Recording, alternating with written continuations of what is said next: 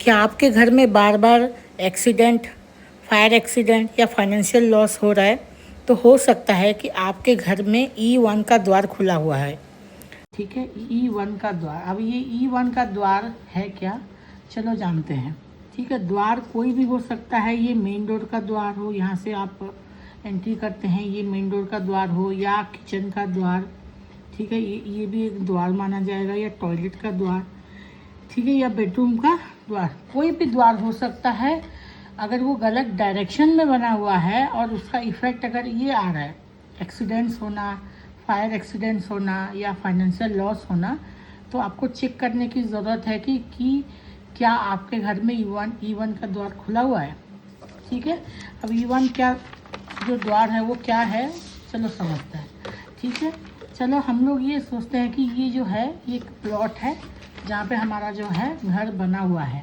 ठीक है, ये नॉर्थ डायरेक्शन है, ये ईस्ट डायरेक्शन है। तो आज हम लोग बात करेंगे ईस्ट डायरेक्शन की। ठीक है, अगर हम अपने घर की 360 डिग्री को मापते हैं और उसमें 32 प्रकार के द्वार अगर खुलते हैं, ठीक है, तो 32 प्रकार के द्वार में से ईस्ट साइड में 8 द्वार खुलते हैं और बाकियों के साइड में भी 8-8 द्वार खुलते हैं।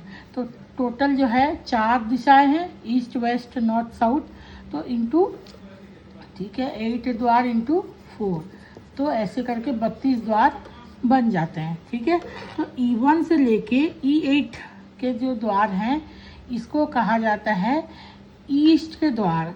ठीक है, ये द्वार अगर आप यहाँ पे अगर बेडरूम बना हुआ है तो यहाँ पे अगर कोई द्वार E1 के बीच में आ रहा है, सपोज द्वार बड़ा है तो दोनों ही द्वार आ रहे हैं E1 E2, तो ये दोनों द्वार का प्रभाव इस घर पे पड़ेंगे। ठीक है, हो सकता है आप यहाँ पे जो है आपका मेन डोर खुला हुआ हो, ठीक है, E1 के जोन में, तो ये E1 का यहाँ पे घर में इफेक्ट आएगा।